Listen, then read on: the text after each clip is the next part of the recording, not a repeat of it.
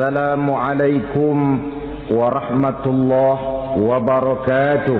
Merasa paling benar sendirian, merasa orang lain salah semua. Pokoknya kalau di luar lingkungannya udah kagak bener aja udah bahaya.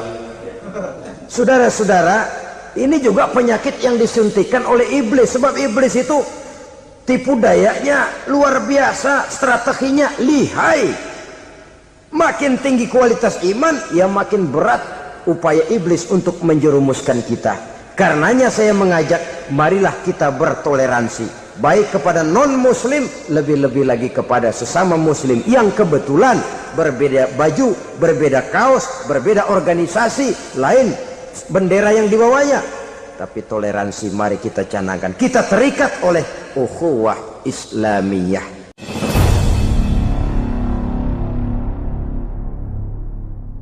Maksud utama daripada diutusnya Rasulullah sallallahu alaihi wasallam ke alam ini tidak lain adalah untuk memperbaiki akhlak manusia.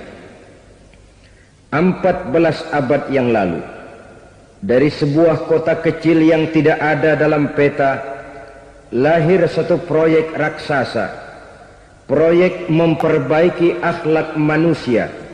Di tengah-tengah dunia pada ketika itu, Eropa masih biadab, Afrika belum dikenal orang, Asia sungguh sangat terbelakang, dan semenanjung Arabia dari berbagai aspek kehidupannya dikenal sebagai masyarakat jahiliyah.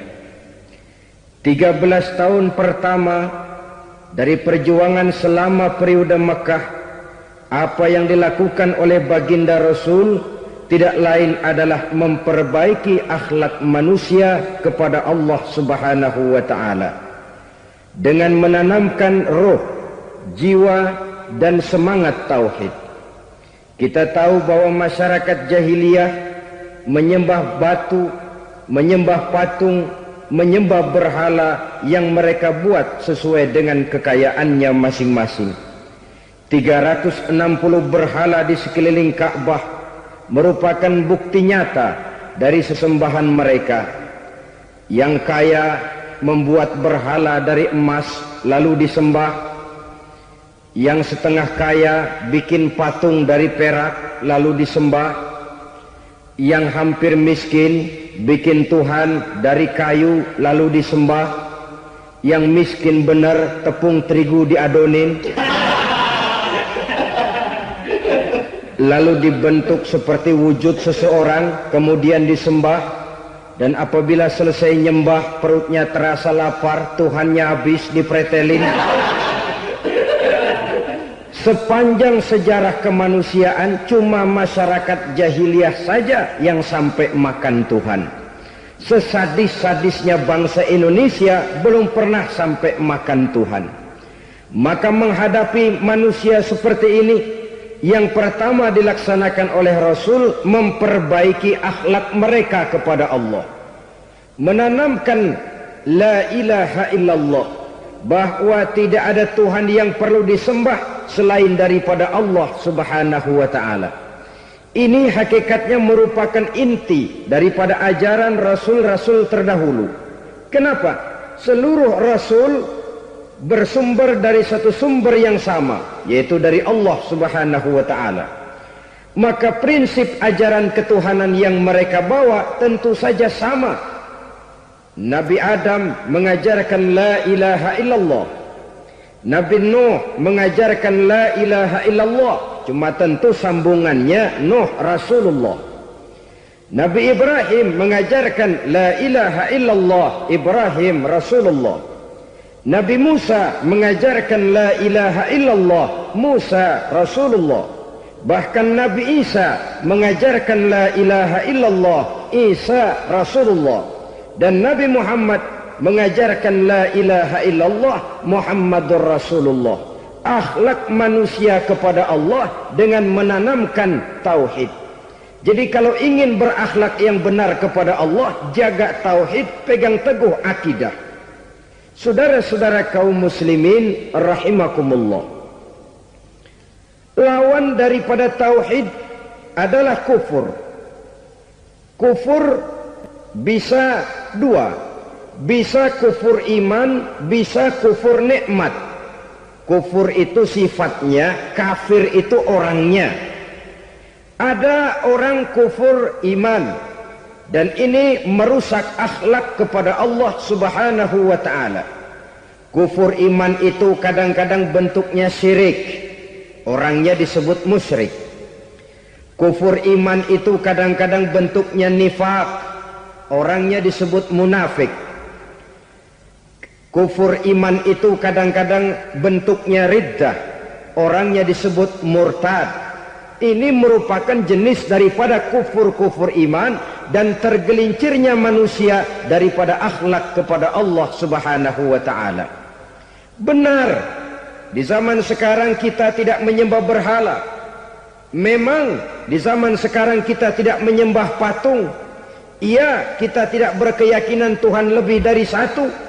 Tapi kadang-kadang akhlak kita kepada Allah sering lentur dan luntur, sering bergoyang dan tergoncang, sering kena erosi dan polusi. Bahwa kita tidak menyembah Latta, Uzza, Manat dan Hubal seperti masyarakat jahiliyah dahulu, memang. Tapi Latta zaman sekarang, Uzza zaman sekarang, Manat dan Hubal di zaman sekarang, berhala-berhala di abad kita sekarang ini, kadang-kadang bernama harta, kadang-kadang bernama wanita, kadang-kadang bernama tahta, mungkin juga bernama Toyota. Sesuatu yang lebih kita agungkan daripada Allah, menjelmalah dia menjadi berhala-berhala di zaman kita sekarang ini. Manakala kita di kantor sudah lebih takut kepada kepala bagian kita daripada kepada Allah, maka Tuhan kita barangkali adalah kepala bagian kita. Manakala kita sudah lebih takut kepada manusia daripada kepada Allah, bergeserlah akhlak kita kepada Allah, mengagungkan manusia dan menomorduakan Allah. Maka di zaman sekarang akhlak kita kepada Allah sering kena erosi, sering kena polusi. Mungkin karena sulitnya lapangan kerja, tingginya tensi ekonomi, persaingan hidup yang makin tajam, sulitnya mencari lapangan kerja, orang kadang-kadang nekat. Sedikit pertimbangan, picik pandangan, mudah melakukan potong kompas, sehingga terjadilah perbuatan-perbuatan yang memelencengkan akhlak kita kepada Allah Subhanahu wa ta'ala. Kadang-kadang terjebak mempercayai selain daripada Allah. Kadang-kadang terjebak di dalam mengagungkan yang selain daripada Allah lebih dari yang seharusnya. Terkenalah akhlak kita kepada Allah, jaringan-jaringan erosi dan polusi. Kufur sebagai lawanan daripada tauhid merupakan sifat daripada orang yang tidak berakhlak kepada Allah. Bentuknya pertama bisa syirik. Syirik itu artinya meyakini ada Tuhan lain selain daripada Allah. Itu yang namanya syirik. Jadi percaya Tuhan ada, cuman Tuhannya kelebihan. Itu yang disebut syirik, dan itu merupakan cerminan dari akhlak yang rusak kepada Allah Subhanahu wa ta'ala. Berkeyakinan Tuhan lebih dari satu, berkeyakinan bahwa Tuhan itu beranak atau diperanakkan, atau mengagungkan sesuatu sama dengan Allah, atau menjadikan yang selain Allah sebagai tujuan akhir daripada perjalanan kehidupan ini, maka itu sudah terjebak kita dalam musyrik. Dan syirik satu dosa yang tidak berampun. Bahasa kasarnya, yang namanya syirik itu jenis bapak moyangnya dosa.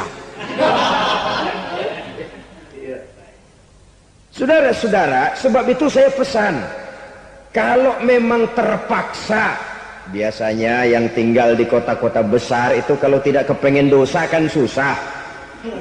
Kalau terpaksa harus bikin dosa, cari yang kecil-kecil saja, yang kira-kira taubatnya gampang, umpamanya pulang sholat Jumat nukar sendal, umpama yaitu jelas dosa, tapi dosa yang taubatnya agak mudah. Jangan sampai terjebak ke dalam syirik, menyekutukan Allah. Kalau sudah menyekutukan Allah, Allah dimadu, murka benar Allah kepada kita. Innallaha la yaghfiru ayyushraka bih wa yaghfiru ma duna dzalika liman yasha. Allah tidak akan memberi ampun kepada orang yang menyekutukannya dengan sesuatu, tapi Allah mau mengampunkan dosa yang selain itu bagi orang yang dikehendakinya. Jadi orang-orang yang sudah terjebak syirik, menyekutukan Allah, meyakini ada Tuhan lain selain daripada Allah, meyakini Tuhan beranak atau diperanakkan, bagaimanapun baiknya mereka di dunia, bagaimanapun sosial jiwanya, bagaimanapun pemurah tangannya memberikan santunan dan pertolongan kepada orang lain, kalau sudah syirik, seluruh nilai kebaikannya akan tidak ada gunanya lagi, karena tidak ada tempat nilai kebaikan itu bergantung. Sedangkan kita berbuat baik agar diterima oleh Allah. Kalau Allahnya marah kepada kita, siapa yang akan menerima nilai kebaikan itu sendiri? Ini bentuk yang pertama. Yang nyata-nyata menyembah berhala, syirik.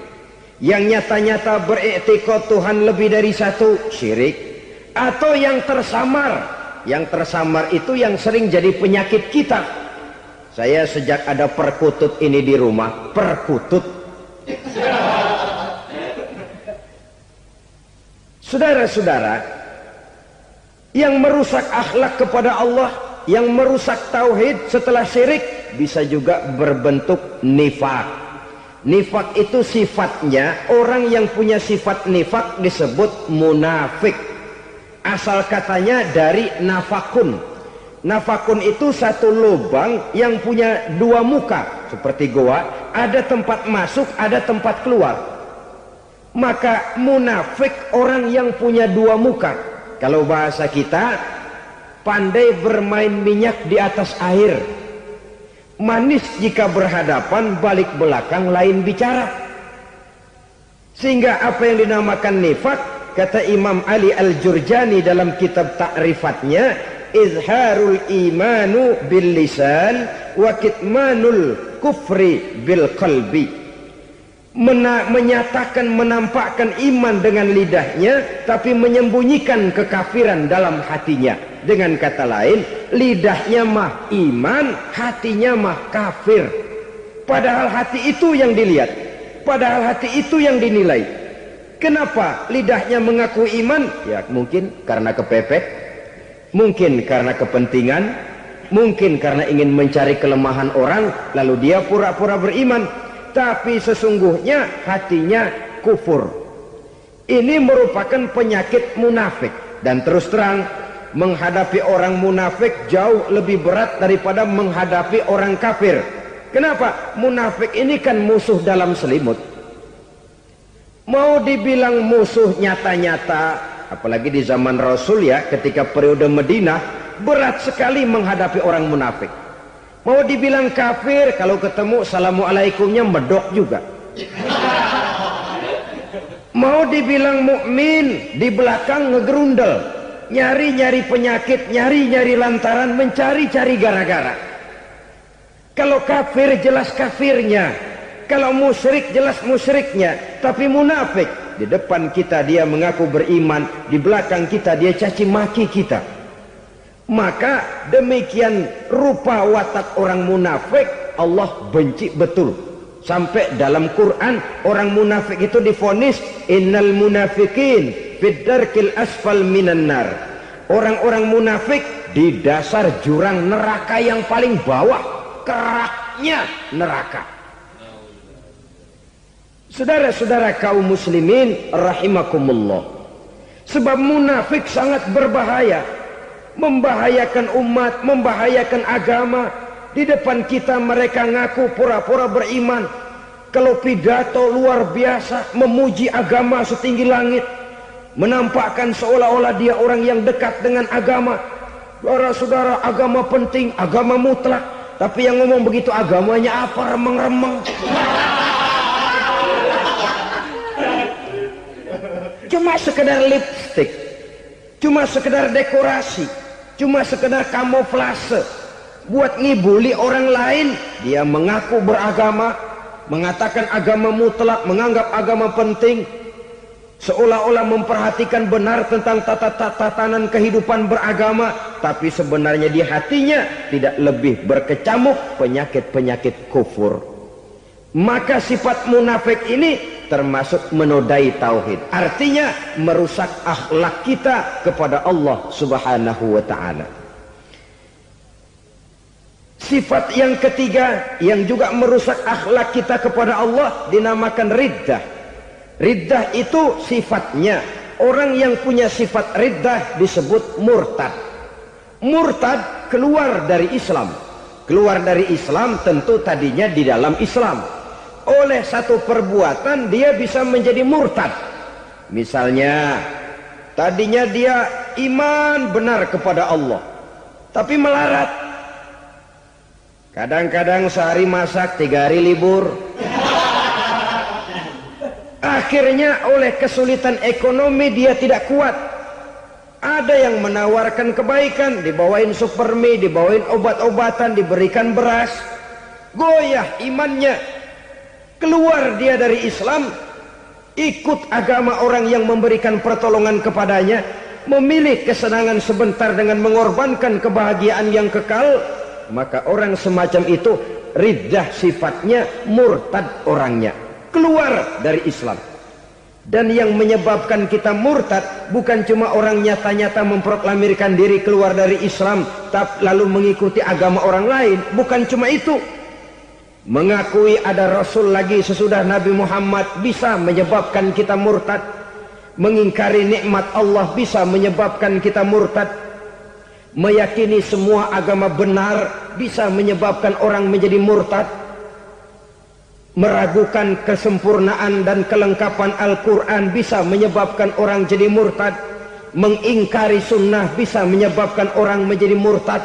Banyak hal-hal yang bisa mendatangkan penyakit riddah dan membuat pelakunya menjadi murtad. Dan ini menodai akhlak kita kepada Allah Subhanahu wa ta'ala.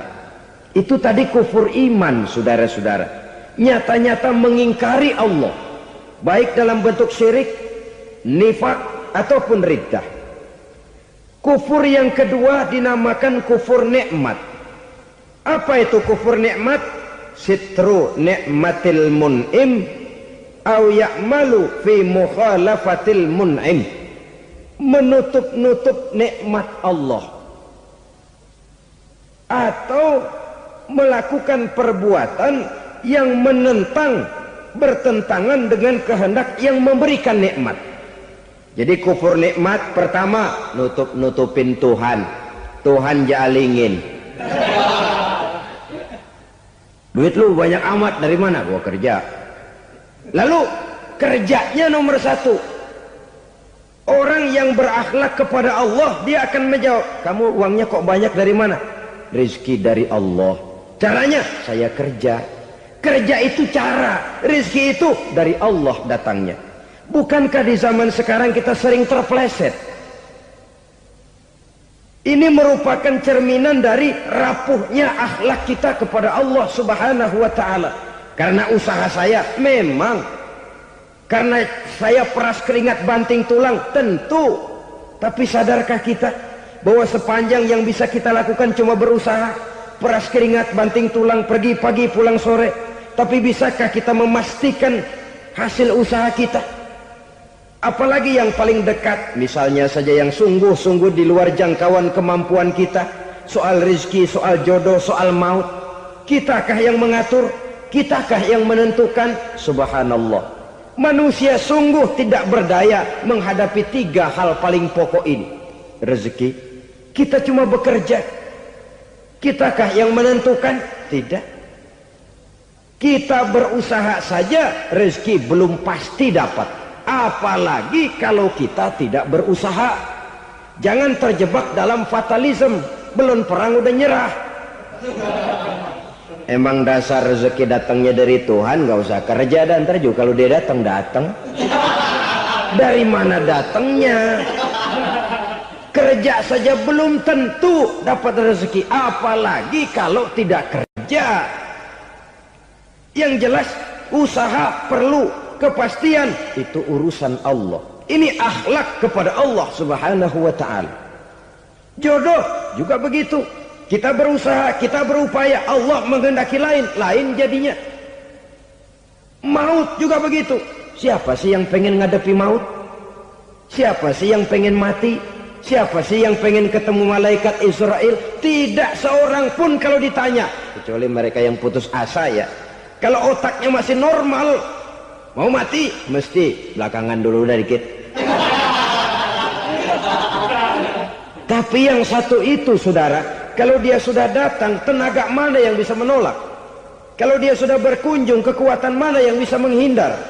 Kalau dia sudah ingin bertemu, kemana kita bisa melarikan diri? Manusia sepanjang yang dia lakukan hanya berusaha, tapi kepastian, ketentuan dari Allah Subhanahu wa ta'ala. Orang yang kufur nikmat, nutupin Allah. Dia merasa rezekinya adalah mutlak peras keringatnya, seolah-olah Allah nggak punya peranan apa-apa di situ. Oh, ini kan saya bisa rumah begini karena saya kerja keras. Oh, ini mobil saya begini saya kerja keras. Peras keringat banting tulang keras.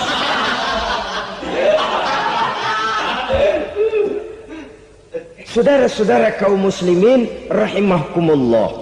Jadi menutupi Allah. Akibatnya nanti kalau dia berhasil, Allah ketutupan. Kalau dia gagal, orang lain dicaci maki, dicari kambing hitam. Yang kambing hitam kan mahal. Karena orang sering cari-cari kambing hitam. Jarang orang mau jujur kalau bertemu kesulitan lalu mencari sebab pada dirinya sendiri. Yang paling enak ya nyalain orang. Lo begitu. Orang lain yang paling enak kita salahin. Au ya'malu fi mukhalafatil mun'im, atau dia melakukan sesuatu yang tidak sesuai dengan kehendak yang memberikannya nikmat. Diberikan kita tangan, mulut sih nggak berhenti, terima kasih Tuhan, alhamdulillah saya dikasih tangan. Cuma nih tangan enteng mat nabokin orang mulu. Itu sudah mukhalafatul mun'im, bertentangan dengan kehendak yang memberikan nikmat. Diberikan harta, mulutnya mah basah, terima kasih Tuhan, alhamdulillah dikasih harta, tapi pelitnya minta ampun, kikir koret medit. Ini juga termasuk kufur nikmat, mempergunakan suatu nikmat bertentangan dengan kehendak daripada yang memberikan nikmat itu sendiri. Saudara-saudara kaum muslimin rahimakumullah, oleh karenanya kufur iman memang lebih bahaya daripada kufur nikmat. Tapi jangan lupa, kufur nikmat bisa menyeret orang kepada kufur iman. Nah kalau Allah udah dialingin, Tuhan sudah dinomor duain, lama-lama kenapa dia tidak mendewakan dirinya sendiri, mendewakan pangkatnya, mendewa-dewakan otaknya, mendewa-dewakan kemampuannya? Pada awalnya dia memang cuma kufur nikmat, tapi lambat laun kalau ini tidak diobati, secara pasti orang akan mengarah kepada kufur iman. Bisa berbentuk syirik, bisa berbentuk nifak, bisa berbentuk riddah. Saudara-saudara, oleh karena itu menjaga akhlak kepada Allah mutlak penting. Sebab apa? Kita tidak berakhlak kepada manusia saja, kita dikucilkan dari pergaulan. Kalau kita tidak berakhlak kepada Allah, dikucilkan oleh Allah. Hadis qudsi menyatakan, man lam yashkur ala na'mai wa lam yasbir ala balai falyakhruj min tahtis samai falyatlub rabban siwaya. Kata Allah, siapa orang yang tidak mau bersyukur terhadap nikmat yang aku berikan kepadanya dan tidak mau sabar terhadap ujian yang aku berikan kepadanya, falyakhruj min tahtis samai, persilahkan saja keluar dari kolong langitku, waliyatlub rabban siwaya, tolong cari Tuhan lain selain daripada aku. Murka Allah, diusir, cuman gak kedengeran aja. Siapa yang tidak mau syukur terhadap nikmatku, siapa yang tidak mau sabar terhadap ujian yang aku berikan kepadanya, persilakan keluar dari kolong langitku ini, cari Tuhan lain selain aku. Nah, langit Tuhan yang punya, Tuhan kita lawan, diusir dari kolong langit, mau pindah ke kolong mana?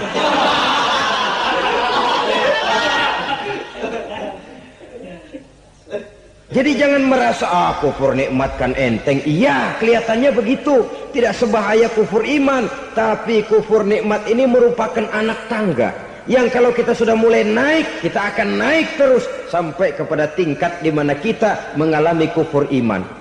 Kalau sudah ke sana, maka akhlak kita kepada Allah terkenalah erosi, terkena polusi, hancur akhlak kepada Allah, dan itulah sumber kesengsaraan abadi. Kalau cuma kita tidak berakhlak kepada manusia, barangkali resikonya cuma kehidupan di dunia ini. Mungkin juga ada kehidupan akhirat. Tapi kalau sudah tidak berakhlak kepada Allah, dunia akhirat kita rugi dan celaka. Maka pada kesempatan ini saya mengajak, marilah jaga baik-baik akhlak kita kepada Allah. Satu kali kita bertauhid, sampai mati kita bertauhid. Satu kali la ilaha illallah, jangan tergelincir lagi kita keluar daripada kalimat itu. Satu kali kita bertuhankan Allah, jangan bertuhan yang lain selain daripada Allah. Jangan sekutukan Allah, jangan samakan Allah dengan sesuatu, jangan mengangkat yang lain sama agungnya dengan Allah. Sebab dengan demikian kita seolah-olah sudah mengotori akhlak kita kepada Allah Subhanahu wa ta'ala. Ini berat, saudara-saudara. Ini tidak ringan. Kadang-kadang saya katakan tadi, masalah ekonomi, kadang-kadang persaingan hidup yang makin tajam, di tengah lapangan kerja yang makin sulit, di tengah orang banyak potong kompas. Kalau berpatokan kepada nilai tauhid, la ilaha illallah, tidak ada Tuhan selain Allah, maka saya tidak akan takut kecuali hanya kepada Allah.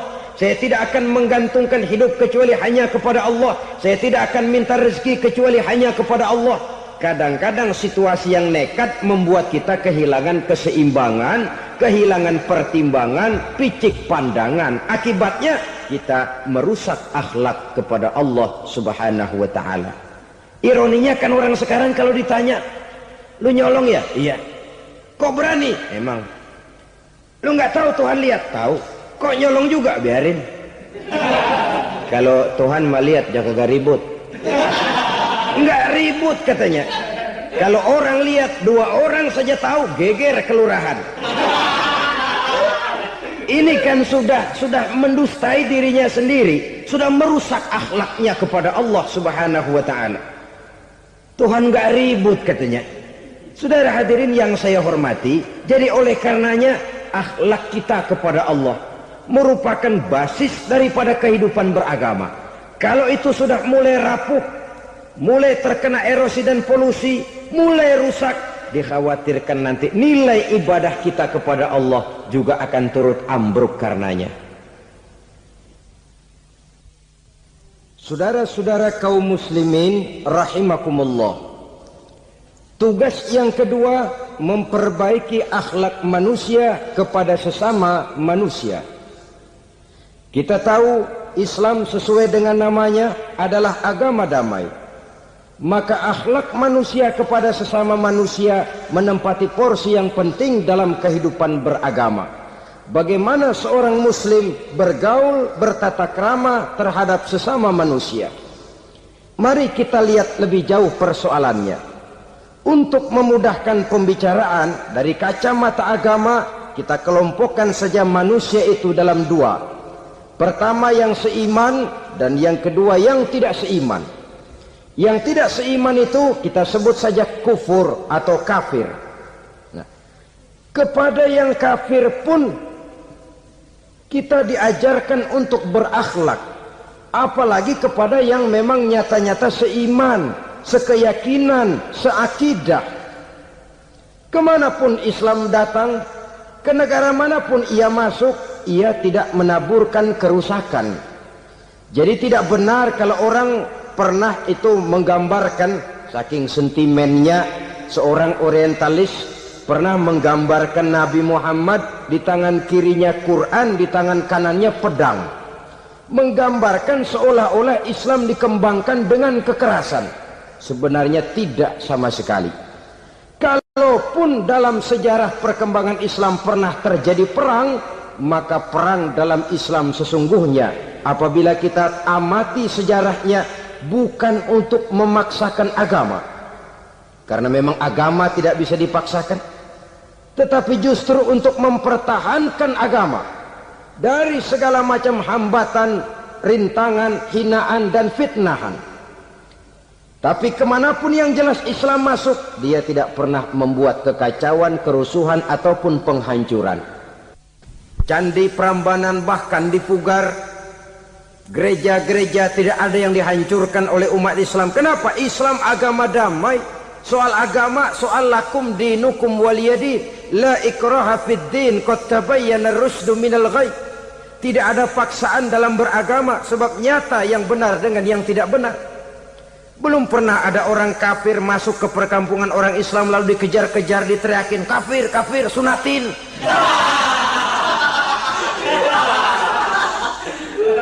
Belum pernah.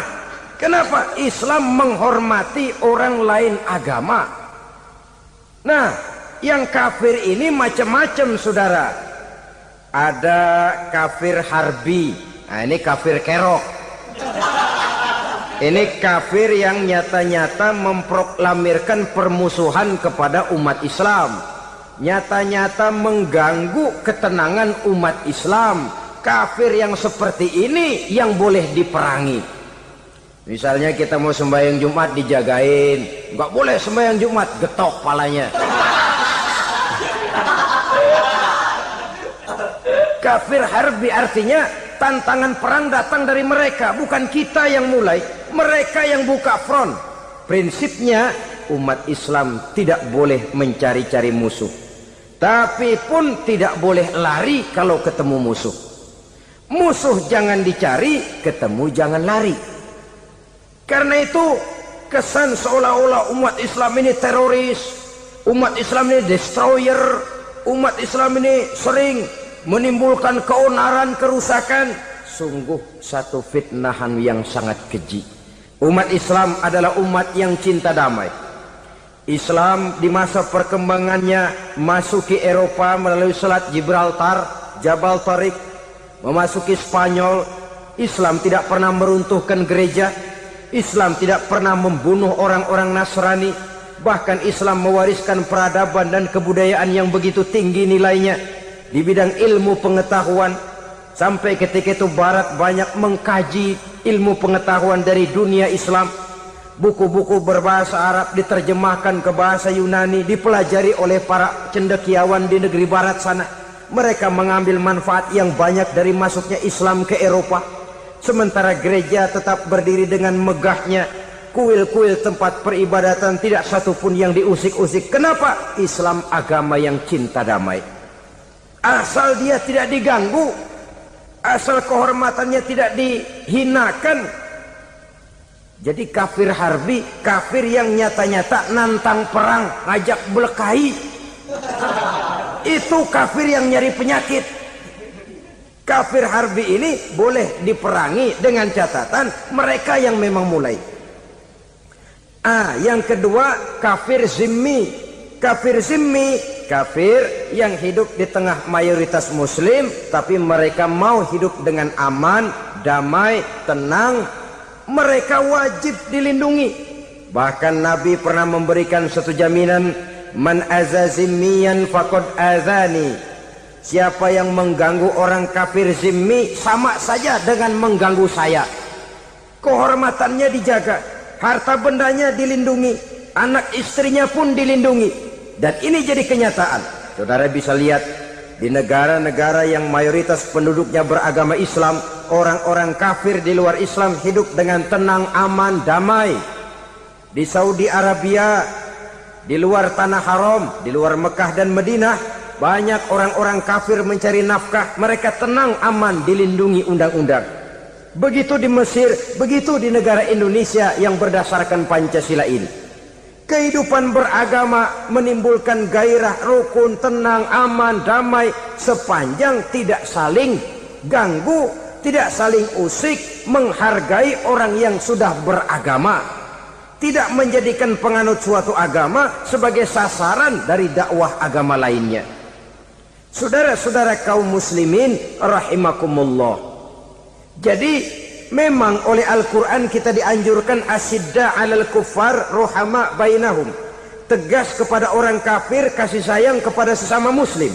Tapi tegas bukanlah berarti marah-marahan, bukan berarti musuh-musuhan, bukan ngajaki perang. Tegas dalam arti punya garis tentang kehidupan beragama, lakum dinukum waliyadin.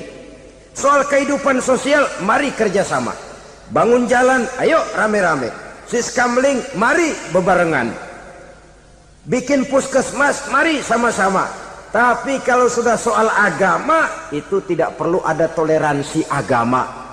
Yang perlu toleransi antar umat beragama.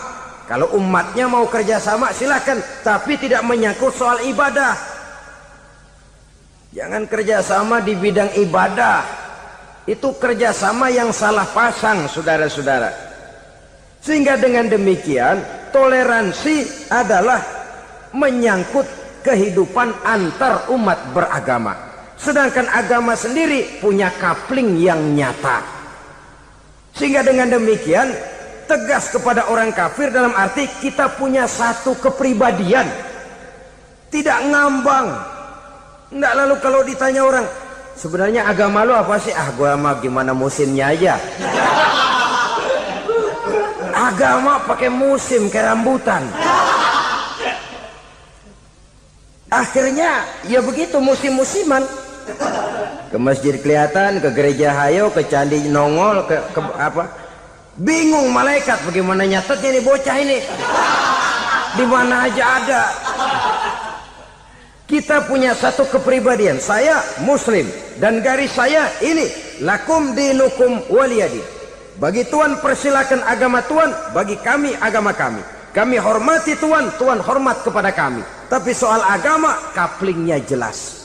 Kerjasama, mari urusan muamalah, bidang sosial. Yuk kita siskamling sama-sama dengan orang lain agama. Mari jaga kerukunan, kesatuan, persatuan, kekompakan. Perbaiki jalan yang rusak, mari sama-sama. Mendandani jembatan yang runtuh, mari sama-sama. Tapi sembahyang, kaplingnya lain-lain. Sebab Nabi juga dulu pernah ditawarkan begitu loh sama kafir jahiliyah dulu, Quraisy itu. Sudah Muhammad, sekarang begini saja, kita join aja daripada marah-marahan. Hari ini saya oke menyembah Tuhanmu Allah, besok gantian kamu menyembah Tuhan kita Latta, Uzza, Manat dan Hubal. Turun, qul ya ayyuhal kafirun la a'budu ma ta'budun. Soal ibadah kaplingnya jelas, tidak boleh dicampur adukkan. Sebab kalau tidak, kita akan mulai kehilangan identitas diri. Dan disitulah krisis kehidupan keyakinan beragama dimulai. Dari krisis identitas. Hujan gede kan mulainya gerimis dulu. Di mana-mana ya gerimis dulu. Gerimis makin lama makin gede. Kita akan mulai dengan kehilangan identitas diri. Dari sana nanti kita malu mengakui keislaman kita. Kalau orang Islam malu mengakui keislamannya, ini kan ironi, menyedihkan. Ngakui Islamnya saja malu, menonjolkan keislamannya malu. Tidak ada rasa bangga beragama. Padahal ini modal dasar. Hanyalah dengan rasa bangga beragama, kita lalu konsekuen. Bangga yang tidak konsekuen. Wah, pokoknya kan gua kan Islam. Agama yang paling benar. Tapi hidupnya sendiri jauh dari tuntunan Islam. Itu bangga yang tidak beralasan. Bangga yang tidak perlu dibanggakan sebenarnya. Kebanggaan yang membuat kita konsekuen dan dekat dengan kehidupan beragama. Jadi dengan demikian saudara-saudara, kepada non-muslim kita juga harus berakhlak. Bukankah ini sudah dicontohkan oleh Rasul? Bagaimana beliau disambiti orang di Taif, yang menyambiti malah didoakan. Bagaimana Suraqah mau membunuh beliau, malah Suraqah didoakan. Bagaimana Abu Jahal dan Abu Lahab saking mangkalnya. Ini Abu Jahal pernah gali lubang di kamarnya sendiri, di depan tempat tidurnya. Setelah dia gali lubang, ditutupin pakai keraras korma. Lalu dia tarik selimut, belagak meriang. Dia pesan pesuruhnya, bilangin Muhammad encangnya meriang. Pamannya sakit, minta ditengokin. Nabi dengan segala husnuzonnya berangkat nengokin. Abu Jahal dari balik selimut ngintip. Itu dia Muhammad, itu dia tuh. Dia tuh, masuk Dani, masuk. Mulai di jalan, seneng Abu Jahal. Terus dah. Begitu ke pelosok, masuk ke lubang, gue pendem terus lalu. Memang niatnya mau mencelakakan Nabi. Sudah tinggal beberapa langkah lagi Nabi akan berjalan ke arah lubang itu. Malaikat Jibril ngasih tahu, Muhammad, Abu Jahal pamanmu cuma pura-pura sakit. Di depan tempat tidur itu ada lubang sudah dia gali untuk menjerumuskan kamu. Sudah, balik pulang. Balik badan Nabi. Sudah hampir mau melangkah, kakinya malah muter pulang. Abu Jahal yang ngelihat Nabi sudah hampir jatuh nggak jadi, balik pulang. Lupa kalau lagi sakit. Udah Muhammad buruan sini. Nabi ke pintu, dia kejar. Dia lupa sama lubang yang dia gali. Begitu dia kejar, dia yang ke pelosok masuk ke dalamnya. Sejak saat itu ada pepatah, man hafara hufratan waqa'a fiha. Siapa yang suka nggali lubang, dia sendiri bakal terpelosok ke dalamnya. Jatuh dia ke lubang yang dia gali. Padahal ya paling banter 2 atau 3 meter paling dalam.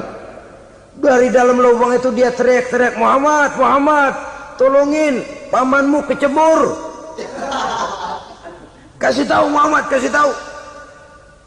Datang lagi lah pesuruhnya, Muhammad, pamanmu Abu Jahal kecebur, minta tolong diangkatin. Sudah diulur tambang, habis sambung lagi, nggak bisa sampai. Masa iya, cuma kamu yang bisa nolong. Apa yang dilakukan Nabi? Balik mau nolongin. Akhlak. Kita kalau ada orang gali lubang buat nyeburin kita, dia sendiri yang kecebur. Gorok gua kagak lemin loh. Mati sekalian dah. Nabi mah enggak, balik nolongin tuh Abu Jahal. Kenapa paman kecebur? Iya Muhammad, tolong, tambang udah diulur-ulur, sambung-sambung nggak sampai. Aduh kasihan paman, nih pegang tangan saya. Nabi cuma ulurin tangan, nyampe dipegang oleh Abu Jahal. Diangkat ke atas, nyampe atas. Apa kata Abu Jahal? Tambang bergulung-gulung nggak nyampe, kamu cuma pakai tangan doang kok bisa Muhammad, hebat banget sihirmu. Mukjizat dia bilang sihir, udah ditolongin nyelak lagi, kan yang enak kita injak palanya. Orang dulu bilang wah katanya nolongin anjing kejepit, udah selesai ditolongin malah yang nolong digigit. Saudara hadirin yang saya hormati, kepada orang-orang kafir kita harus berakhlak, menghormati mereka, tidak memaksakan satu keyakinan dalam batas-batas yang ditolerir oleh agama, yaitu pada masalah-masalah sosial dan muamalah. Itu kepada non-muslim, apalagi kepada sesama muslim. Baik akhlak kepada orang tua, akhlak kepada guru, akhlak kepada jiran atau tetangga, itu semua termasuk dalam akhlak kepada sesama manusia. Akhlak kita kepada orang tua, kadang-kadang kita orang timur ini ketularan orang barat. Engkongnya dianggap CS, salaman main kedet aja, halo kong. Engkongnya bahalo di bengong.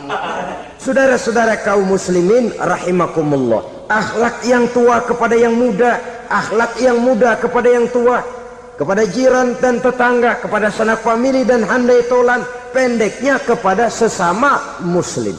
Tetangga ada haknya, ada hak tetangga yang kalau kita berakhlak itu harus dipenuhi. Contoh kecil, kalau saya beli radio, itu saya dong boleh berpikir, ini radio saya beli pakai uang saya setel di rumah saya, sekeras-kerasnya ada apa sama orang lain? Radio gua, yang beli gua pakai duit gua, gue setel di rumah gue, ada urusan apa sama orang lain? Itu kalau menurut saya. Tapi tetangga sebelah saya kan bisa juga ngomong begitu, mata gue, Yang ngantuk gue tidur di rumah gue. Kenapa suara radio lu masuk kemari?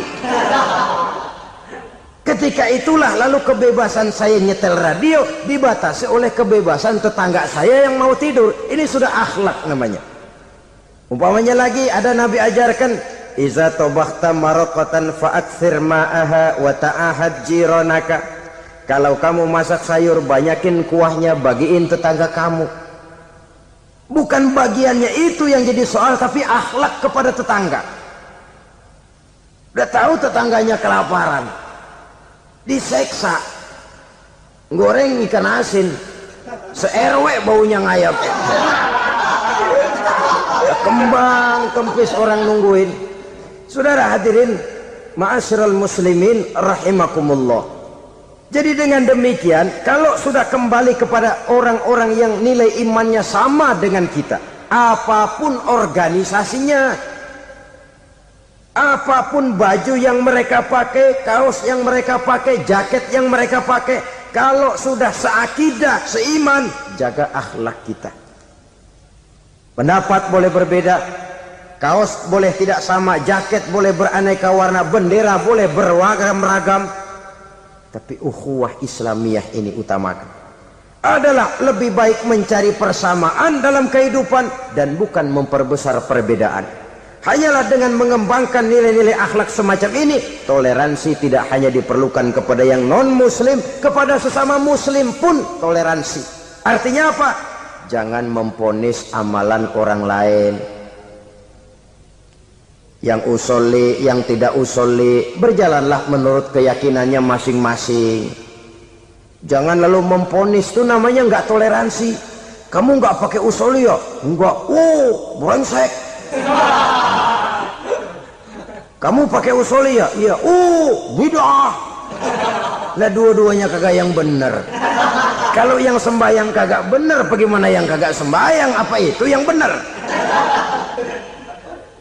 Toleransi, setuju dengan perbedaan pendapat, jangan memponis amalan orang lain. Karena kita hanya beramal, hak menerima adalah Allah Subhanahu wa ta'ala. Jangan sebentar-bentar mencap bid'ah dolala, finnar, neraka. Kayaknya neraka kapling orang tuanya kali. Gampang bener masukin orang ke neraka. Kita kadang-kadang bisa toleransi dengan orang luar, tapi kepada sesama muslim toleransi tidak sanggup kita adakan. Mengklaim merasa kita yang benar, orang lain salah semua, itu tidak toleransi namanya. Mentang-mentang jadi ustadz, nih satu-satunya ustadz di sini ya, semuanya mesti ngaji kemari. Kalau nggak ngaji kemari Islamnya kurang tapi benar. Toleransi.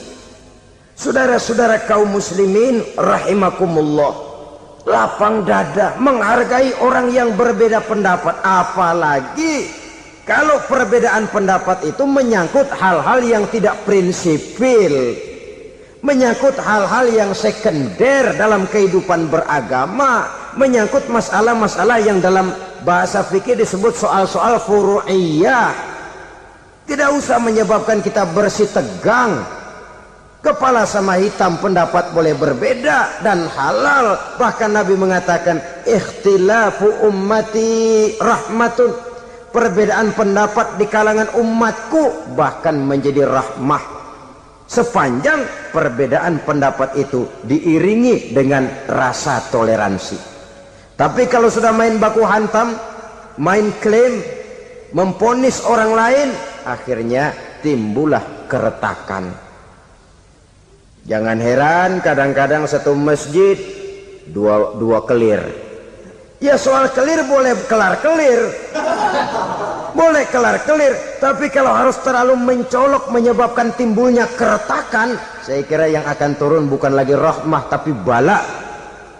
Bala akan menimpa kita, jatuh kita menjadi umat yang lemah. Oleh karena di antara kita sendiri, sesama kita tidak pandai bertoleransi, tidak lapang dada. Ada anak muda kelihatannya mau majuan dikit, yang tua curiga. Nih kalau dia maju pasaran gua bangkrut dong nih. Lalu ditekan tuh anak ditekan melejit. Kadang-kadang yang tua maksudnya baik mau memelihara, yang muda salah terima. Kan tua kejemur. Dari dulu sampai sekarang gitu-gitu doang. Anak kemajuannya. Padahal yang tua barangkali maksudnya juga baik, mau memelihara.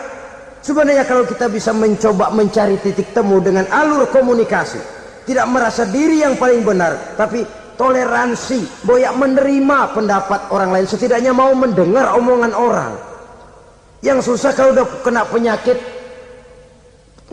penyakit nggak mau ngerti omongan orang, nggak mau nerima pendapat orang.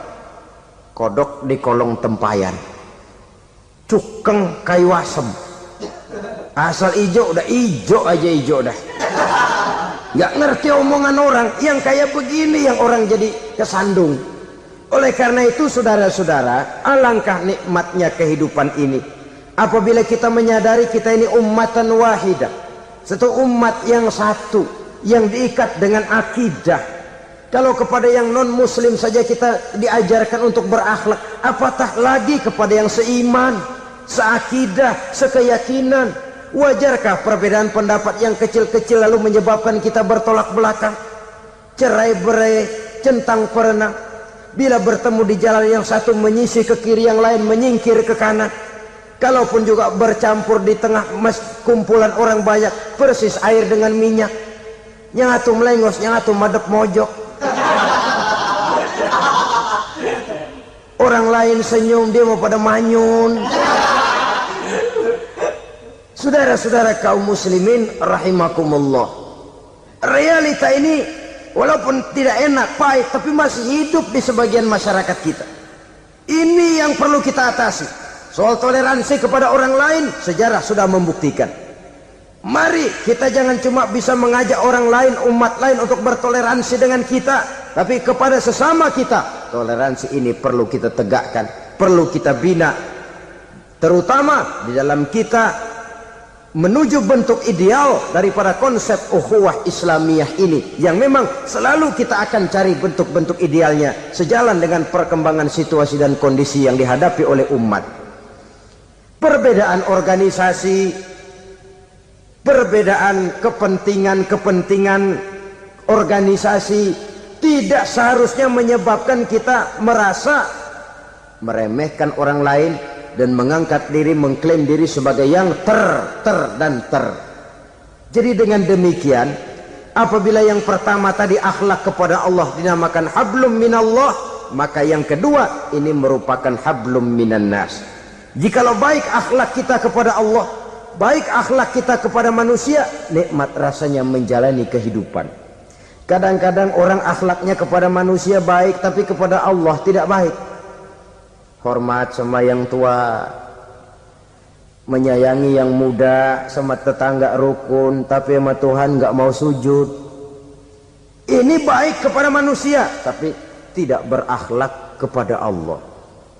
Atau sebaliknya, sujudnya sama Allah mah tekun, bener, khusyuk, bahasanya juga fasih, luar biasa. Tapi sama manusia sombong, takabur, ujub, merasanya dia doang yang paling benar. Sebab iblis itu ya, itu kadang-kadang datang lewat hati, dan memang selalu markasnya di situ. Kalau dia tidak bisa menggoda kita dengan yang lain, dia tumbuhkan sifat ujub. Dia bisikin, wah memang di kampung ini yang paling banyak ibadahnya ente, yang lain mana, lihat tuh kerocok semua. Lalu di hati orang itu tertanam sifat iya ya. Nah, tatkala iya ya, dia sudah terkena serangan iblis. Akhirnya apa? Orang lain diremehin. Asalnya kagak mau sembahyang aja diajak salaman udah najis aja dah. Ketemu juga mukanya ditekuk 4. Akhirnya bukan ngajak malah ngenyek, ngina. Lah orang dihina makin jauh, makin tidak tersentuh. Bukan cara itu yang diajarkan oleh Rasul. Bahwa orang tidak mau sholat, tugas kita mengajak. Soal dia tidak sholat, ya itu dosa dia kepada Allah. Saudara-saudara kaum muslimin, ujub disuntikkan oleh iblis ke dalam hati kita. Sujudnya kepada Allah benar, tapi akhlaknya kepada sesama manusia. Merasa paling benar sendirian, merasa orang lain salah semua. Pokoknya kalau di luar lingkungannya udah kagak bener aja udah bahaya. Saudara-saudara, ini juga penyakit yang disuntikkan oleh iblis. Sebab iblis itu tipu dayanya luar biasa, strateginya lihai. Makin tinggi kualitas iman, ya makin berat upaya iblis untuk menjerumuskan kita. Karenanya saya mengajak, marilah kita bertoleransi, baik kepada non muslim, lebih-lebih lagi kepada sesama muslim yang kebetulan berbeda baju, berbeda kaos, berbeda organisasi, lain bendera yang dibawanya.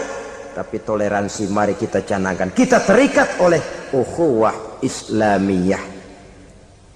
2. Yang ketiga, akhlak manusia kepada makhluk Allah lainnya di luar manusia. Islam, saudara-saudara, dengan berakhlak kepada Allah, berakhlak kepada sesama manusia, berakhlak kepada makhluk Allah di luar manusia, baik flora maupun fauna, maka mudah-mudahan akan terciptalah satu ekosistem, satu lingkungan hidup yang membuat kita nikmat menjalani kehidupan ini. Merasa paling benar sendirian, merasa orang lain salah semua. Pokoknya kalau di luar lingkungannya udah kagak bener aja udah bahaya. Saudara-saudara, ini juga penyakit yang disuntikkan oleh iblis. Sebab iblis itu tipu dayanya luar biasa, strateginya lihai. Makin tinggi kualitas iman, ya makin berat upaya iblis untuk menjerumuskan kita. Karenanya saya mengajak, marilah kita bertoleransi, baik kepada non muslim, lebih-lebih lagi kepada sesama muslim yang kebetulan berbeda baju, berbeda kaos, berbeda organisasi, lain bendera yang dibawanya. Tapi toleransi mari kita canangkan. Kita terikat oleh ukhuwah Islamiyah.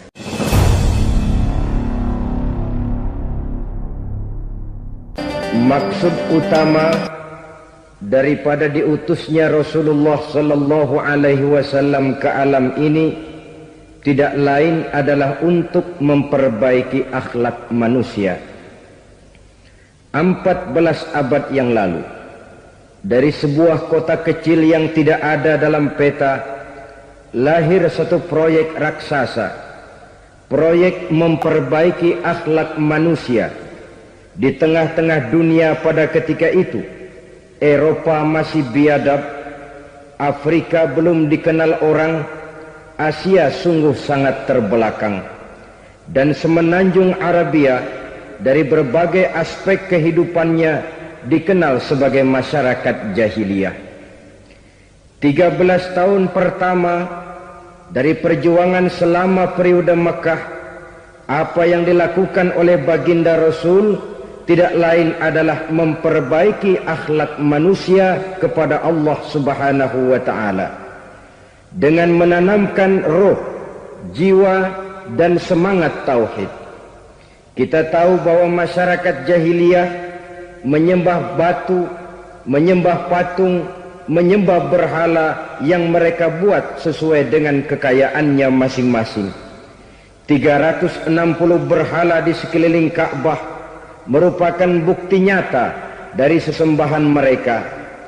Yang kaya membuat berhala dari emas lalu disembah, yang setengah kaya bikin patung dari perak lalu disembah, yang hampir miskin bikin Tuhan dari kayu lalu disembah, yang miskin benar tepung terigu diadonin lalu dibentuk seperti wujud seseorang, kemudian disembah, dan apabila selesai nyembah perutnya terasa lapar, Tuhannya habis dipretelin. Sepanjang sejarah kemanusiaan cuma masyarakat jahiliyah saja yang sampai makan Tuhan. Sesadis-sadisnya bangsa Indonesia belum pernah sampai makan Tuhan.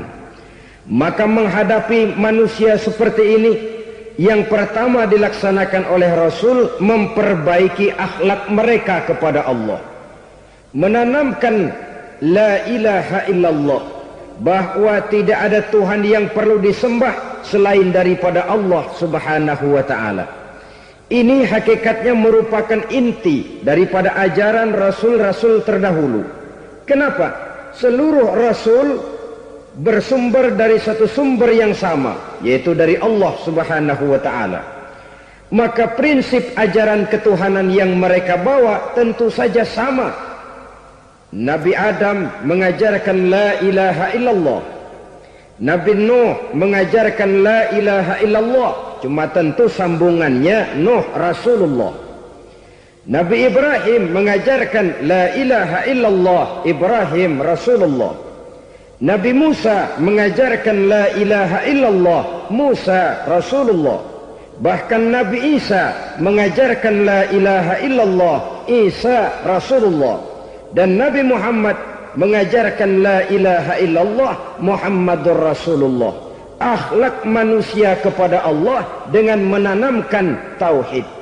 Jadi kalau ingin berakhlak yang benar kepada Allah, jaga tauhid, pegang teguh akidah. Saudara-saudara kaum muslimin rahimakumullah, lawan daripada tauhid adalah kufur. Kufur bisa dua, bisa kufur iman, bisa kufur nikmat. Kufur itu sifatnya, kafir itu orangnya.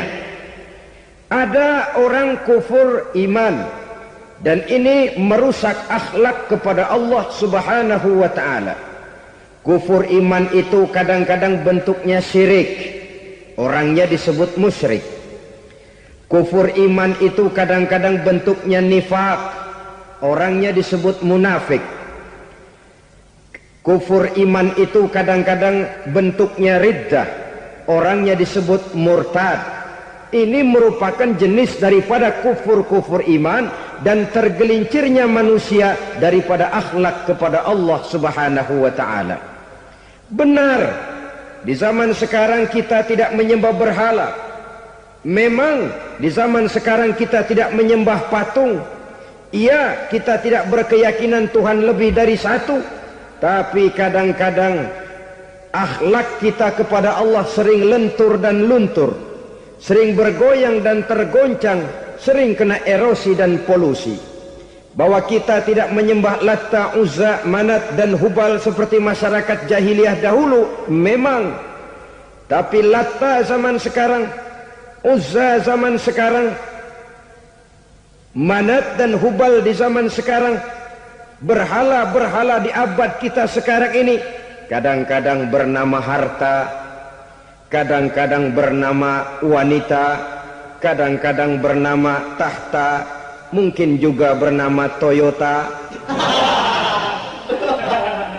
Sesuatu yang lebih kita agungkan daripada Allah, menjelmalah dia menjadi berhala-berhala di zaman kita sekarang ini. Manakala kita di kantor sudah lebih takut kepada kepala bagian kita daripada kepada Allah, maka Tuhan kita barangkali adalah kepala bagian kita. Manakala kita sudah lebih takut kepada manusia daripada kepada Allah, bergeserlah akhlak kita kepada Allah, mengagungkan manusia dan menomorduakan Allah. Maka di zaman sekarang akhlak kita kepada Allah sering kena erosi, sering kena polusi.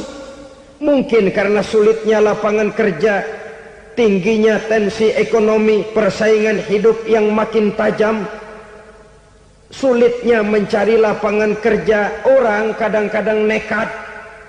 Sedikit pertimbangan, picik pandangan, mudah melakukan potong kompas, sehingga terjadilah perbuatan-perbuatan yang memelencengkan akhlak kita kepada Allah Subhanahu wa ta'ala. Kadang-kadang terjebak mempercayai selain daripada Allah.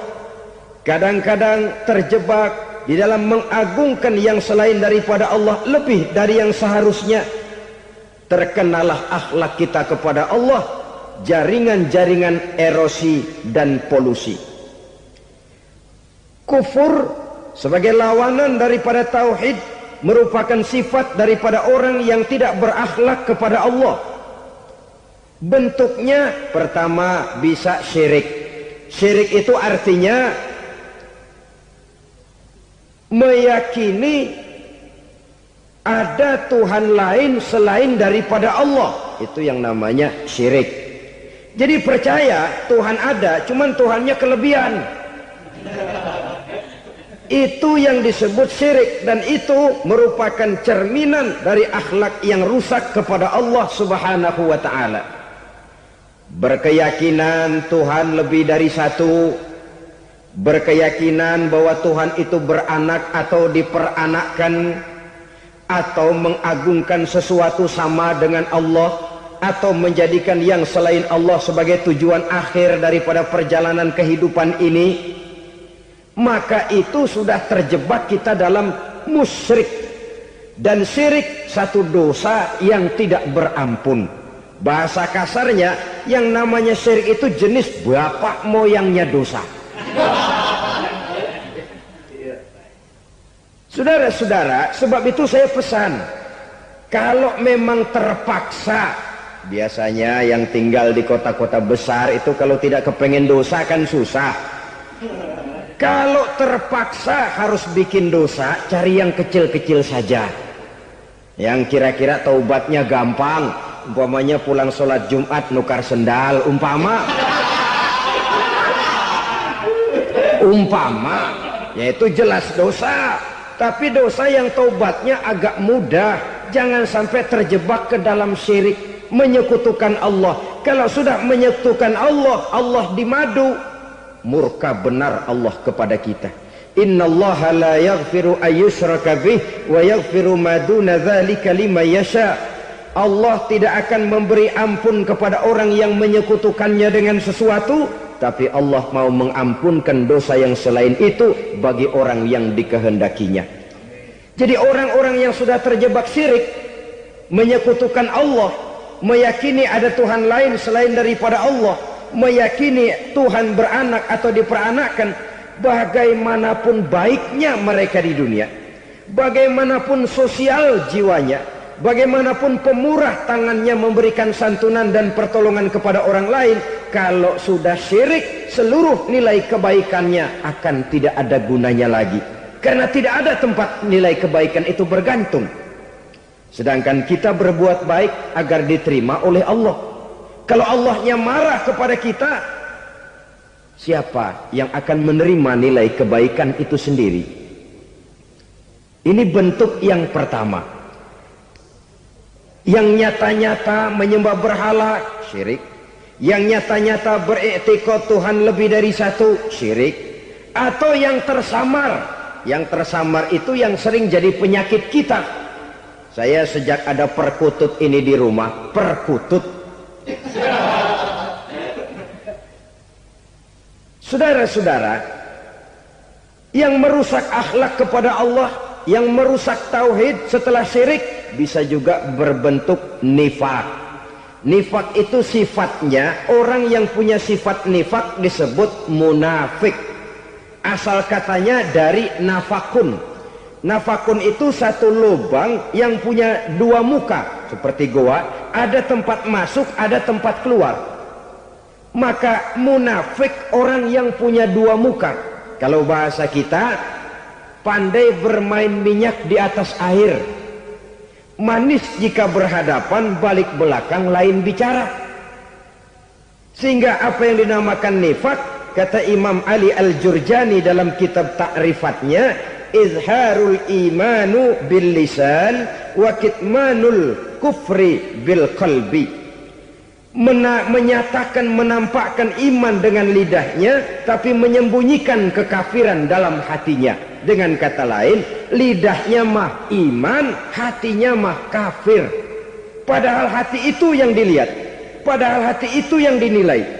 Kenapa lidahnya mengaku iman? Ya mungkin karena kepepet, mungkin karena kepentingan, mungkin karena ingin mencari kelemahan orang, lalu dia pura-pura beriman. Tapi sesungguhnya hatinya kufur. Ini merupakan penyakit munafik. Dan terus terang, menghadapi orang munafik jauh lebih berat daripada menghadapi orang kafir. Kenapa? Munafik ini kan musuh dalam selimut. Mau dibilang musuh nyata-nyata, apalagi di zaman Rasul ya, ketika periode Madinah, berat sekali menghadapi orang munafik. Mau dibilang kafir, kalau ketemu assalamualaikumnya medok juga. Mau dibilang mukmin, di belakang ngegerundel, nyari-nyari penyakit, nyari-nyari lantaran, mencari-cari gara-gara. Kalau kafir jelas kafirnya, kalau musyrik jelas musyriknya. Tapi munafik, di depan kita dia mengaku beriman, di belakang kita dia caci maki kita. Maka demikian rupa watak orang munafik Allah benci betul. Sampai dalam Quran orang munafik itu divonis innal munafikin fid darkil asfal minan nar. Orang-orang munafik di dasar jurang neraka yang paling bawah, keraknya neraka. Saudara-saudara kaum muslimin rahimakumullah. Sebab munafik sangat berbahaya, membahayakan umat, membahayakan agama. Di depan kita mereka ngaku pura-pura beriman. Kalau pidato luar biasa, memuji agama setinggi langit, menampakkan seolah-olah dia orang yang dekat dengan agama. Saudara-saudara, agama penting, agama mutlak. Tapi yang ngomong begitu agamanya apa, remeng-remeng. Cuma sekedar lipstick, cuma sekedar dekorasi, cuma sekedar kamuflase, buat ngibuli orang lain. Dia mengaku beragama, mengatakan agama mutlak, menganggap agama penting, seolah-olah memperhatikan benar tentang tatanan kehidupan beragama, tapi sebenarnya di hatinya tidak lebih berkecamuk penyakit-penyakit kufur. Maka sifat munafik ini termasuk menodai tauhid, artinya merusak akhlak kita kepada Allah Subhanahu wa ta'ala. Sifat yang ketiga yang juga merusak akhlak kita kepada Allah dinamakan riddah. Riddah itu sifatnya, orang yang punya sifat riddah disebut murtad. Murtad keluar dari Islam. Keluar dari Islam tentu tadinya di dalam Islam. Oleh satu perbuatan dia bisa menjadi murtad. Misalnya tadinya dia iman benar kepada Allah, tapi melarat. Kadang-kadang sehari masak, 3 hari libur. Akhirnya oleh kesulitan ekonomi dia tidak kuat. Ada yang menawarkan kebaikan, dibawain supermi, dibawain obat-obatan, diberikan beras. Goyah imannya. Keluar dia dari Islam, ikut agama orang yang memberikan pertolongan kepadanya, memilih kesenangan sebentar dengan mengorbankan kebahagiaan yang kekal. Maka orang semacam itu riddah sifatnya, murtad orangnya, keluar dari Islam. Dan yang menyebabkan kita murtad bukan cuma orang nyata-nyata memproklamirkan diri keluar dari Islam tapi lalu mengikuti agama orang lain. Bukan cuma itu, mengakui ada Rasul lagi sesudah Nabi Muhammad bisa menyebabkan kita murtad. Mengingkari nikmat Allah bisa menyebabkan kita murtad. Meyakini semua agama benar bisa menyebabkan orang menjadi murtad. Meragukan kesempurnaan dan kelengkapan Al-Quran bisa menyebabkan orang jadi murtad. Mengingkari sunnah bisa menyebabkan orang menjadi murtad. Banyak hal-hal yang bisa mendatangkan penyakit riddah dan membuat pelakunya menjadi murtad. Dan ini menodai akhlak kita kepada Allah Subhanahu wa ta'ala. Itu tadi kufur iman, saudara-saudara. Nyata-nyata mengingkari Allah, baik dalam bentuk syirik, nifak, ataupun riddah. Kufur yang kedua dinamakan kufur nikmat. Apa itu kufur nikmat? Sitru nikmatil mun'im au ya'malu fi mukhalafatil mun'im. Menutup-nutup nikmat Allah,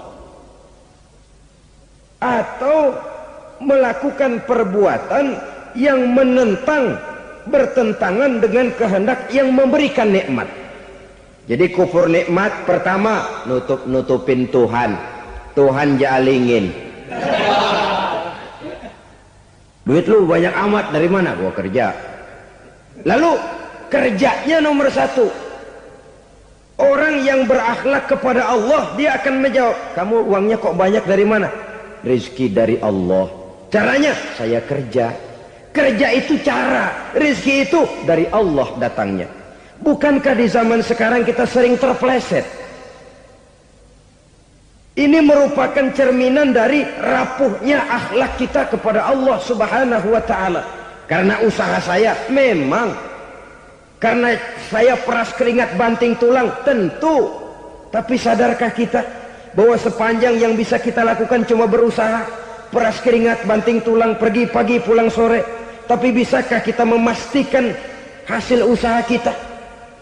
Apalagi yang paling dekat, misalnya saja yang sungguh-sungguh di luar jangkauan kemampuan kita, soal rezeki, soal jodoh, soal maut, kitakah yang mengatur? Kitakah yang menentukan? Subhanallah, manusia sungguh tidak berdaya menghadapi 3 hal paling pokok ini. Rezeki, kita cuma bekerja. Kitakah yang menentukan? Tidak. Kita berusaha saja, rezeki belum pasti dapat. Apalagi kalau kita tidak berusaha. Jangan terjebak dalam fatalisme. Belum perang udah nyerah. Emang dasar rezeki datangnya dari Tuhan, gak usah kerja. Dan ntar juga kalau dia datang. Dari mana datangnya? Kerja saja belum tentu dapat rezeki, apalagi kalau tidak kerja. Yang jelas usaha perlu kepastian, itu urusan Allah. Ini akhlak kepada Allah Subhanahu wa ta'ala.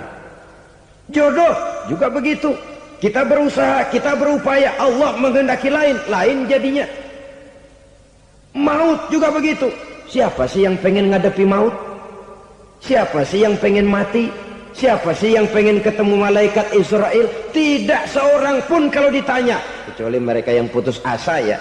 Kalau otaknya masih normal, mau mati mesti belakangan dulu udah dikit.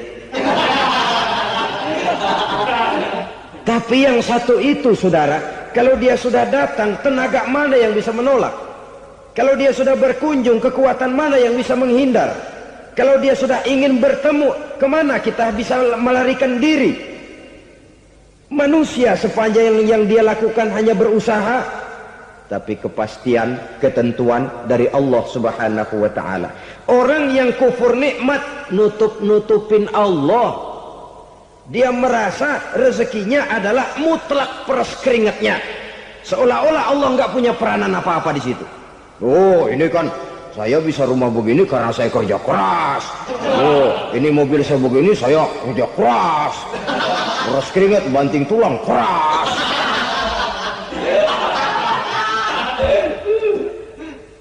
Saudara-saudara kaum muslimin rahimahkumullah. Jadi menutupi Allah. Akibatnya nanti kalau dia berhasil, Allah ketutupan. Kalau dia gagal, orang lain dicaci maki, dicari kambing hitam. Yang kambing hitam kan mahal. Karena orang sering cari-cari kambing hitam. Jarang orang mau jujur kalau bertemu kesulitan lalu mencari sebab pada dirinya sendiri. Yang paling enak ya nyalain orang. Lo begitu. Orang lain yang paling enak kita salahin. Au ya'malu fi mukhalafatil mun'im, atau dia melakukan sesuatu yang tidak sesuai dengan kehendak yang memberikannya nikmat. Diberikan kita tangan, mulut sih nggak berhenti, terima kasih Tuhan, alhamdulillah saya dikasih tangan. Cuma nih tangan enteng mak nabokin orang mulu. Itu sudah mukhalafatul mun'im, bertentangan dengan kehendak yang memberikan nikmat. Diberikan harta, mulutnya mah basah, terima kasih Tuhan, alhamdulillah dikasih harta, tapi pelitnya minta ampun, kikir koret medit. Ini juga termasuk kufur nikmat, mempergunakan suatu nikmat bertentangan dengan kehendak daripada yang memberikan nikmat itu sendiri. Saudara-saudara kaum muslimin rahimakumullah, oleh karenanya kufur iman memang lebih bahaya daripada kufur nikmat. Tapi jangan lupa, kufur nikmat bisa menyeret orang kepada kufur iman. Nah, kalau Allah udah dialingin, Tuhan sudah dinomor duain, lama-lama kenapa dia tidak mendewakan dirinya sendiri, mendewakan pangkatnya, mendewa-dewakan otaknya, mendewa-dewakan kemampuannya? Pada awalnya dia memang cuma kufur nikmat, tapi lambat laun kalau ini tidak diobati, secara pasti orang akan mengarah kepada kufur iman. Bisa berbentuk syirik, bisa berbentuk nifak, bisa berbentuk riddah. Saudara-saudara, oleh karena itu menjaga akhlak kepada Allah mutlak penting. Sebab apa? Kita tidak berakhlak kepada manusia saja, kita dikucilkan dari pergaulan. Kalau kita tidak berakhlak kepada Allah, dikucilkan oleh Allah. Hadis qudsi menyatakan, man lam yashkur ala na'mai wa lam yasbir ala balai falyakhruj min tahtis samai falyatlub rabban siwaya. Kata Allah, siapa orang yang tidak mau bersyukur terhadap nikmat yang aku berikan kepadanya dan tidak mau sabar terhadap ujian yang aku berikan kepadanya, falyakhruj min tahtis samai, persilahkan saja keluar dari kolong langitku, waliyatlub rabban siwaya, tolong cari Tuhan lain selain daripada aku. Murka Allah, diusir, cuman gak kedengeran aja. Siapa yang tidak mau syukur terhadap nikmatku, siapa yang tidak mau sabar terhadap ujian yang aku berikan kepadanya, persilahkan keluar dari kolong langitku ini, cari Tuhan lain selain aku. Nah, langit Tuhan yang punya, Tuhan kita lawan, diusir dari kolong langit, mau pindah ke kolong mana?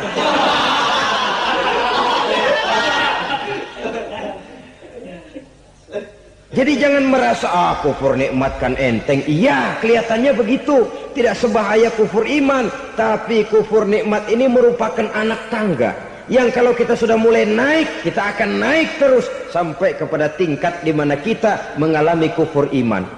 Kalau sudah ke sana, maka akhlak kita kepada Allah terkenalah erosi, terkena polusi, hancur akhlak kepada Allah, dan itulah sumber kesengsaraan abadi.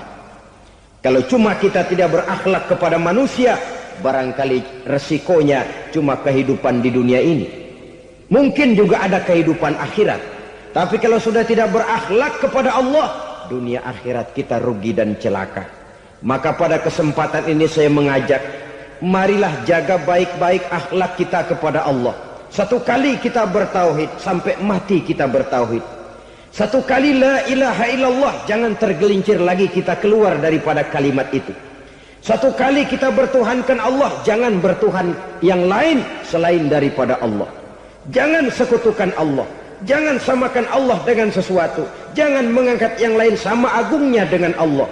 Sebab dengan demikian kita seolah-olah sudah mengotori akhlak kita kepada Allah Subhanahu wa ta'ala.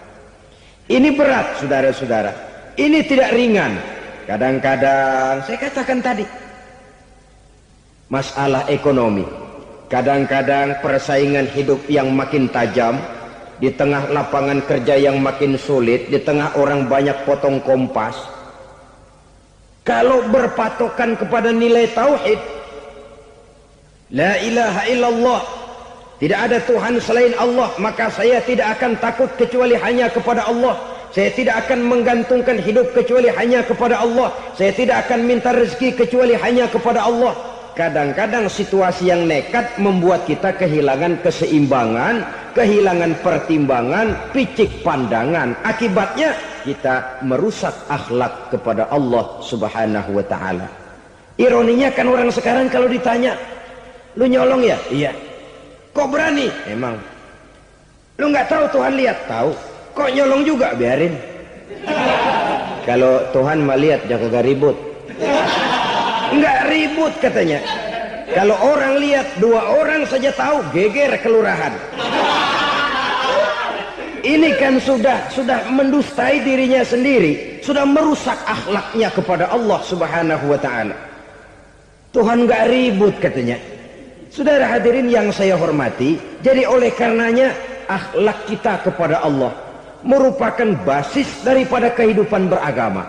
Kalau itu sudah mulai rapuh, mulai terkena erosi dan polusi, mulai rusak, dikhawatirkan nanti nilai ibadah kita kepada Allah juga akan turut ambruk karenanya. Saudara-saudara kaum muslimin rahimakumullah. Tugas yang kedua, memperbaiki akhlak manusia kepada sesama manusia. Kita tahu Islam sesuai dengan namanya adalah agama damai. Maka akhlak manusia kepada sesama manusia menempati porsi yang penting dalam kehidupan beragama. Bagaimana seorang muslim bergaul, bertata krama terhadap sesama manusia. Mari kita lihat lebih jauh persoalannya. Untuk memudahkan pembicaraan dari kacamata agama, kita kelompokkan saja manusia itu dalam dua. Pertama yang seiman dan yang kedua yang tidak seiman. Yang tidak seiman itu kita sebut saja kufur atau kafir. Nah, kepada yang kafir pun kita diajarkan untuk berakhlak, apalagi kepada yang memang nyata-nyata seiman, sekeyakinan, seakidah.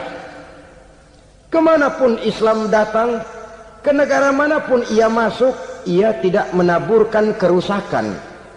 Jadi tidak benar kalau orang pernah itu menggambarkan, saking sentimennya seorang orientalis pernah menggambarkan Nabi Muhammad di tangan kirinya Quran, di tangan kanannya pedang. Menggambarkan seolah-olah Islam dikembangkan dengan kekerasan. Sebenarnya tidak sama sekali. Kalaupun dalam sejarah perkembangan Islam pernah terjadi perang, maka perang dalam Islam sesungguhnya, apabila kita amati sejarahnya, bukan untuk memaksakan agama. Karena memang agama tidak bisa dipaksakan. Tetapi justru untuk mempertahankan agama dari segala macam hambatan, rintangan, hinaan, dan fitnahan. Tapi kemanapun yang jelas Islam masuk, dia tidak pernah membuat kekacauan, kerusuhan, ataupun penghancuran. Candi Prambanan bahkan dipugar, gereja-gereja tidak ada yang dihancurkan oleh umat Islam. Kenapa? Islam agama damai. Soal agama, soal lakum dinukum waliyadin, la ikraha fid din, qad tabayyana ar-rusydu minal ghayy. Tidak ada paksaan dalam beragama, sebab nyata yang benar dengan yang tidak benar. Belum pernah ada orang kafir masuk ke perkampungan orang Islam lalu dikejar-kejar, diteriakin kafir, kafir, sunatin.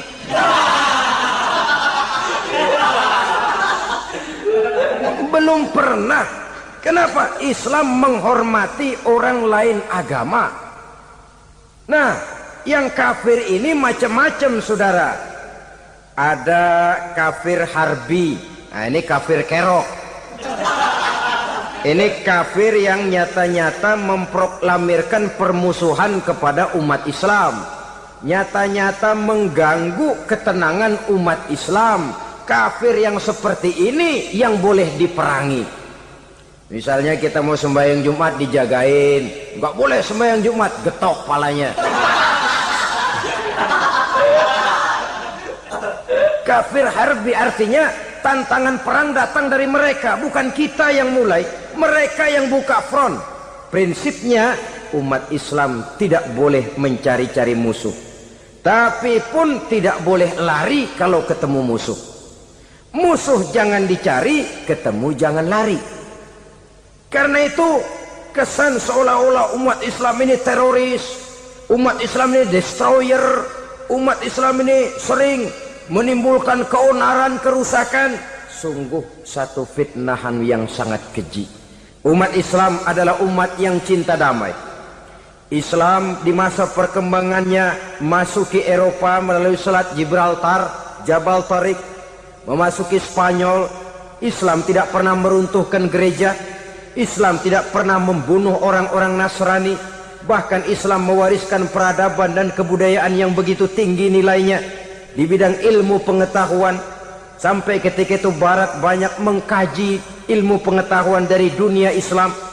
Buku-buku berbahasa Arab diterjemahkan ke bahasa Yunani, dipelajari oleh para cendekiawan di negeri Barat sana.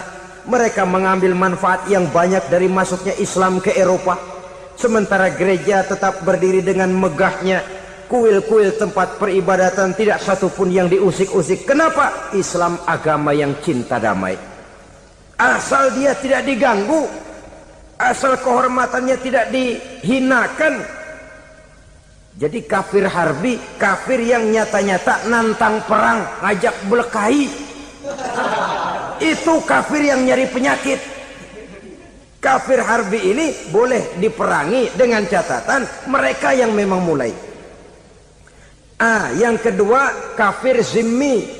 Kafir zimmi, kafir yang hidup di tengah mayoritas muslim, tapi mereka mau hidup dengan aman, damai, tenang.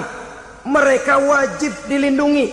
Bahkan Nabi pernah memberikan satu jaminan, man aza zimmiyan faqad azani. Siapa yang mengganggu orang kafir zimmi sama saja dengan mengganggu saya. Kehormatannya dijaga, harta bendanya dilindungi, anak istrinya pun dilindungi. Dan ini jadi kenyataan. Saudara bisa lihat di negara-negara yang mayoritas penduduknya beragama Islam, orang-orang kafir di luar Islam hidup dengan tenang, aman, damai. Di Saudi Arabia, di luar tanah haram, di luar Mekah dan Madinah, banyak orang-orang kafir mencari nafkah. Mereka tenang, aman, dilindungi undang-undang. Begitu di Mesir, begitu di negara Indonesia yang berdasarkan Pancasila ini. Kehidupan beragama menimbulkan gairah, rukun, tenang, aman, damai, sepanjang tidak saling ganggu, tidak saling usik, menghargai orang yang sudah beragama, tidak menjadikan penganut suatu agama sebagai sasaran dari dakwah agama lainnya. Saudara-saudara kaum muslimin rahimakumullah. Jadi memang oleh Al-Quran kita dianjurkan asyidda 'alal kuffar ruhama bainahum. Tegas kepada orang kafir, kasih sayang kepada sesama muslim. Tapi tegas bukanlah berarti marah-marahan, bukan berarti musuh-musuhan, bukan ngajaki perang. Tegas dalam arti punya garis tentang kehidupan beragama, lakum dinukum waliyadin. Soal kehidupan sosial, mari kerjasama. Bangun jalan, ayo rame-rame. Siskamling, mari bebarengan. Bikin puskesmas, mari sama-sama. Tapi kalau sudah soal agama, itu tidak perlu ada toleransi agama. Yang perlu toleransi antar umat beragama. Kalau umatnya mau kerjasama silakan, tapi tidak menyangkut soal ibadah. Jangan kerjasama di bidang ibadah.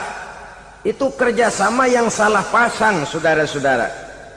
Sehingga dengan demikian toleransi adalah menyangkut kehidupan antar umat beragama. Sedangkan agama sendiri punya kapling yang nyata. Sehingga dengan demikian tegas kepada orang kafir dalam arti kita punya satu kepribadian. Tidak ngambang. Nggak lalu kalau ditanya orang, sebenarnya agama lu apa sih? Gua mah gimana musimnya aja. Agama pakai musim kayak rambutan. Akhirnya ya begitu, musim-musiman. Ke masjid kelihatan, ke gereja hayo, ke candi nongol, ke apa? Bingung malaikat bagaimana nyatetnya nih bocah ini. Di mana aja ada. Kita punya satu kepribadian. Saya muslim dan garis saya ini, lakum dinukum waliyadin. Bagi Tuhan persilakan agama Tuhan, bagi kami agama kami. Kami hormati Tuhan, Tuhan hormat kepada kami. Tapi soal agama, kaplingnya jelas. Kerjasama, mari urusan muamalah, bidang sosial. Yuk kita siskamling sama-sama dengan orang lain agama. Mari jaga kerukunan, kesatuan, persatuan, kekompakan. Perbaiki jalan yang rusak, mari sama-sama. Mendandani jembatan yang runtuh, mari sama-sama. Tapi sembahyang, kaplingnya lain-lain. Sebab Nabi juga dulu pernah ditawarkan begitu loh sama kafir jahiliyah dulu, Quraisy itu. Sudah Muhammad, sekarang begini saja, kita join aja daripada marah-marahan. Hari ini saya oke menyembah Tuhanmu Allah, besok gantian kamu menyembah Tuhan